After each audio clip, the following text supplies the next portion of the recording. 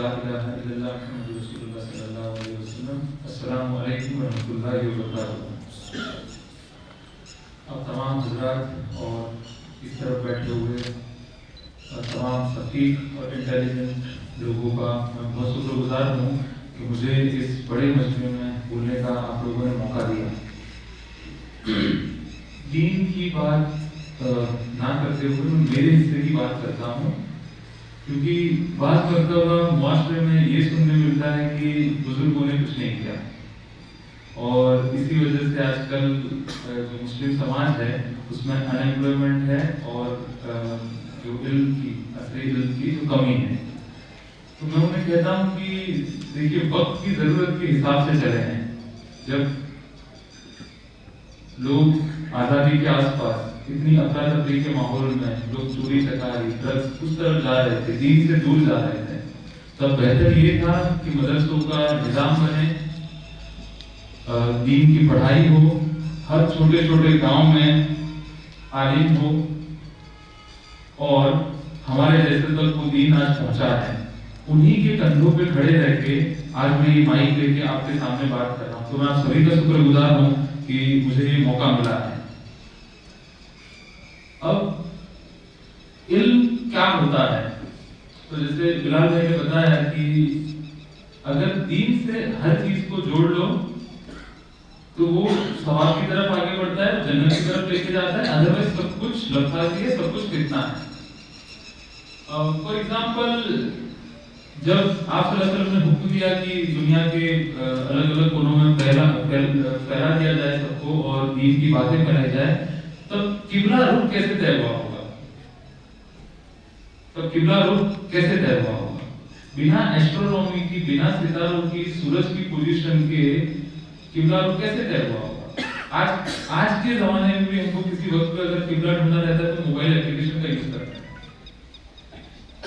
تو ہمارا جو سنہرا وقت تھا اسلام کا، گولڈن ایج جس کو بولتے ہیں، عثمانیہ خلافت کے پہلے کی بات ہے، تب سائنس بھی اتنا اچھے سے پڑھا جاتا تھا، جیومیٹری یا یہ جو بلڈنگ کے اسٹرکچر وغیرہ ہیں، میڈیسن، فارمیسی، ایگریکلچر، سب کچھ اتنا اچھے سے پڑھا جاتا تھا کہ سارا نالج ہمارے ہی پاس تھا، بلکہ یوروپ اور ویسٹرن کے جو ملک ہے وہ عرب میں پڑھنے آتے تھے۔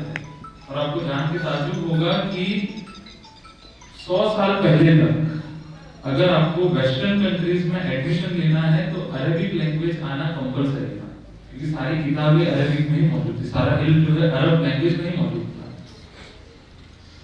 اب چھوٹی سی بات میں سناتا ہوں، 1911 میں ایک کانفرنس ہوئی، اور کانفرنس میں یہ طے ہوا کہ یہ جس طریقے سے پاپولیشن بڑھ رہی ہے، بستی بڑھ رہی ہے، تو 2050 میں آدھے لوگ بھوک مرے سے مر جائیں گے۔ یہ کنکریٹ کے جنگل جو تیار ہو رہے ہیں تو جو پڑدرب زمین ہے یا کھیتی لائق زمین ہے وہ کم ہو جائے گی، تو تب 800 کروڑ لوگ ہوں گے، اس میں سے 400 کروڑ لوگ جو ہے وہ بھوک مرے سے مر جائیں گے۔ 1918 میں ہیبر کر کے ایک سائنٹسٹ تھا، اس نے امونیا سے یوریا بنایا، اور وہ یوریا نے یہ کمال کیا کہ جہاں پہ ایک پھل ہوتا تھا، ایک پاک ہوتا تھا سال کا، وہاں 3 پاک ہونے لگے۔ جو کم پڑدرب زمین تھی وہ زیادہ پڑدرب ہو گئی، جو یوریا کا ہم یوز کرتے ہیں، اور دنیا بدل گئی۔ اب آپ کو جان کے تعجب ہوگا کہ جو امونیا میں بول رہا ہوں نا، جو کیمیکل اس سے جو یوریا بنا، وہ امونیا جابر بن حیان نے 820 جو گولڈن وقت ہے اسلام کا، تب امونیم کلورائڈ بنا تھا۔ تو یہ تو ہمارا، جس مولانا صاحب نے بتایا، شیخ الحدیث مولانا صاحب نے بتایا، یہ تو ہمارا کھویا ہوا نالج ہے۔ اب بات یہ ہے کہ یہ کہاں کھو گیا اور کیسے واپس لایا جائے اس کو، اور کیوں کھو گیا۔ جو بزرگ حضرات بیٹھے ان کے سب کے گھروں میں کوئی نہ کوئی ایسے بھائی بہن ہوں گے جو دست اور بخار جیسی بالکل سامانیہ بیماری کی وجہ سے اللہ کو پیارے ہو گئے ہوں گے۔ چھوٹی سی 50 پیسے کی 1 روپے کی پیراسیٹامول پان کے گلوں پر بھی ہوتی ہے۔ آج کل ذرا سا بخار، ذرا سا دست، آپ جا کے وہ میڈیسن لے لیتے ہیں اور ٹھیک ہو جاتے ہیں۔ یہ کس نے کیا، کس نے ڈھونڈائی؟ ہمیں نہیں معلوم، نہ ہم اس کا شکر کرنا چاہتے ہیں، زیادہ سے ज्यादा हम ये करते हैं कि अगर कुछ होता है तो हम कुछ चीजों को बॉयकॉट करना चालू करते हैं, ना कि हम वो चीजों को अपनाएं या तो किस तरीके से वो बनी होगी वैसे लोग हम पैदा करें कि हम उस पर अपना हक दावा कर सकें। बात मरतबा मेरी एज तक जितना मैं तकरीरों में बैठा हूँ तो बात मरतबा मौलाना लोग बच्चों के सामने ऐसी बात बोल देते हैं कि साइंस ये कहता है और इस्लाम ये कहता है, दोनों को बिल्कुल अलग अलग मगरिब मशरिक कर दिया है, अपोजिट एंड पे लाके खड़ा कर दिया है। तो साइंस क्या है? तो आज मुझे क्योंकि मेरे हिस्ट्री की बात करनी है तो कुछ बातें क्लियर हो जाएंगी आज, क्योंकि मौका भी है ये इल्म की अहमियत का। साइंस का मतलब है विशिष्ट ज्ञान, साइंस का मतलब है ऑब्जर्वेशन, स्पेसिफिक नॉलेज जिसको, साइंस का मतलब है ऑब्जर्वेशन।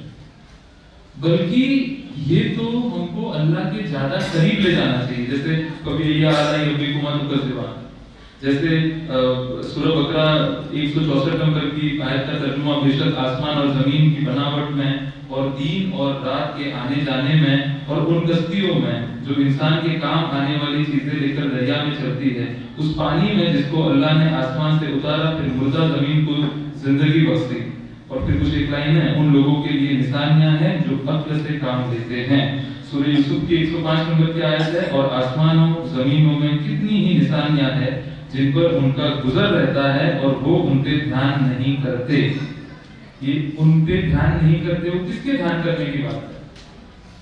ये हमारी तो ध्यान करने की बात है। जैसे कोरोना में हमने देखा कि जो सिलेंडर में हम ऑक्सीजन लाते थे वो ऑक्सीजन कैसे भरा होगा? जो अल्लाह ताला ने इतना फ्री में हर जगह कर दिया है, वो बोतल में ऑक्सीजन भरा कैसे होगा? उसको प्रेशराइज करके लिक्विडिफाई प्रवाही बना के कैसे भरा होगा? उसमें किसने भरा? वो इल्म आया कहां से? यही तो सब ध्यान करने की बात है। हम रिसर्च में एक टर्म यूज करते हैं, मिमिकिंग ऑफ गॉड, मतलब अल्लाह ताला की कुदरत में जो निजाम है उनको कॉपी करके उम्मत के काम आए वैसे इन्वेंशन करना, वैसी सोच करना। और 99% जो रिसर्च है इसी के चलते होता है। तो साइंस जो है वो एक ऑब्जर्वेशन है, बल्कि साइंस तो आपको दावत देता है कि देखो हमारा अल्लाह का जो निजाम है उसमें ये ऑब्जर्वेशन है, ये निरीक्षण है, इसके हिसाब से हम ये थियरी दे रहे हैं, एक सिद्धांत दे रहे हैं। अगर उससे बेहतर आपको कुछ मिलता है तो आप लेकर आइए, हम आपकी बात भी सच मानेंगे। साइंस कभी भी एक अल्टीमेट चीजें क्लेम नहीं करता। अल्टीमेट मतलब आखिरी सच। आखिरी सच तो अल्लाह ताला आप कुरान हदीस से होता है। साइंस तो एक बहती हुई चीज है, उसमें करेक्शंस आते रहते हैं। जैसे मुझे नहीं मालूम कि दीवार के पीछे क्या है, और अगर पीछे सीसीटीवी कैमरा लगा है तो मैं देख लूंगा कि वहां कौन है। इसका मतलब ये इल्म मैंने नया इजाद किया है। 50 साल पहले 60 साल पहले अगर कोई आपको बोल देता कि आप अपने घर बैठे बैठे अमेरिका में या कहीं और आपके रिश्तेदारों से टेलीफोन और ऐसा कुछ होगा जिससे आप बिना वायर की बात कर रहे हैं, कौन मानेगा ये बात? तो ये हम लोग क्यों नहीं कर रहे? बल्कि 700-800 साल तक ये सारी चीजें हमारे पास थी। इसका जो पाया है ना, जो पाया वो हमारे पास था। बहुत पहले हमारे चाचा है साइंटिस्ट, उनसे मेरी गुफ्तगू होती थी, बयानबाजी होती थी। वो बोलते थे कि काबतुल्लाह जो है वो पूरे कायनात का सेंटर मरकज। मैं नहीं मानता था, क्योंकि हमको पढ़ाया जाता था कि जो सूरज है वो अपना सेंटर है, उसके इर्द गिर्द अर्थ घूमता है। बहुत सालों के बाद मेरे हाथ में एक किताब लगी ब्रीफ हिस्ट्री ऑफ टाइम, 2011 की बात कर रहा हूँ, ब्रीफ हिस्ट्री ऑफ टाइम। तब तक तो मैं कुरान नहीं पढ़ा था, तब तक मैं साइंस की तरफ ही था। ब्रीफ हिस्ट्री ऑफ टाइम वो किताब लिखी, और दुनिया के सबसे बड़े साइंटिस्ट स्टीफन हॉकिंग, जो व्हील चेयर की किसी ने फोटो अगर देखी हो, बहुत बड़े साइंटिस्ट, दुनिया के आज तक के सबसे बड़े साइंटिस्ट, वो लिखते हैं बहुत सारे प्रयोग करने के बाद कि दुनिया एक ऐसा मकाम है जो पूरी कायनात का सेंटर हो सकता है। वो जब मैंने पढ़ा तो वो जो मेरी बयानबाजी थी मुझे याद आ गई, और सबसे पहले मैंने किताब उठाई कुरान और उसका तर्जुमा और तफसीर पढ़ना चालू कर दिया, और वहां से मेरी दीन में एंट्री, मुकम्मल एंट्री। नमाज तो पहले पढ़ते थे, पर जो मुकम्मल एंट्री वो वहां से। جس کو بولتے ہیں آبزرویشن.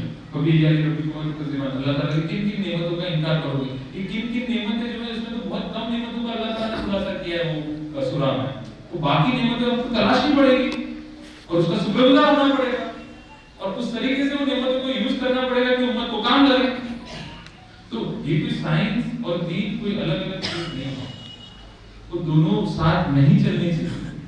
خیر اس کا پڑھانے کا اسٹریٹجی سے مولانا صاحب نے بولا کہ 50-50% آپ نہیں کر سکتے. وہ بچے کا کاؤنسلنگ کر کے بلانے کے بجائے جسے پہچاننا پڑے گا کہ اس میں کیا ٹیلنٹ ہے, اس کے حساب سے اس کو آگے بڑھانا پڑے گا. خیر میرے چھوٹے سے وقت میں آپ لوگوں نے مجھے بہت دھیان سے سنا, اس کے اوپر میں بہت بہت شکر گزار ہوں. وآخر دعوانا الحمدللہ رب العالمین. رب زدنی علما رب زدنی علما. السلام علیکم ورحمۃ اللہ وبرکاتہ. ہم جس شخصیت کا انتظار کر رہے ہیں اور ہمارے آج کی اس جلسے کے خاص معزز خصوصی مہمان ہیں حضرت مفتی ڈاکٹر ساجد صاحب فلاحی. آپ نے عالم BA اور CE کیا ہوا علی گڑھ یونیورسٹی سے, 3 ایوارڈ حاصل کیے ہیں اور ساتھ ہی ساتھ international speaker, leader, trainer, facilitator, author ہیں.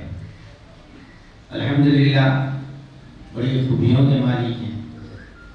تعلیم کا معیار بڑی اونچائیوں پر پہنچا ہوا ہے. آپ بھاونگر سے یہاں تشریف لائے ہیں, ضرور ہمیں انہیں بڑے غور اور توجہ کے ساتھ سننا ہی چاہیے تاکہ ہماری جو ایک مینٹلٹی جو بنی ہوئی ہے غلط طرح کی کہ تعلیم سے کیا ہوتا ہے, کس طرح سے ہوتا ہے, وہ ہماری مینٹلٹی بھول جائے. جیسے کہ بہار میں مولانا ہیں وہ IAS ہو کر کلیکٹر بنے, ایسا نہیں ہے کہ نہیں. جیسے مولانا نے بات کی کہ ہم ایک ایسا کورس بھی شروع کریں گے کہ جس سے 10 پاس کروانے کے لیے جو عالم ہیں ان کو 10 پاس کروائیں گے, اور یہ کوشش جاری ہے. میں دعوت دوں حضرت کو, تو جہاں ظلمت کا مرکز آندھیوں کا آشیانہ ہے وہاں ہم آج پیغام چراغا لے کر آئے ہیں. تشریف لائیے.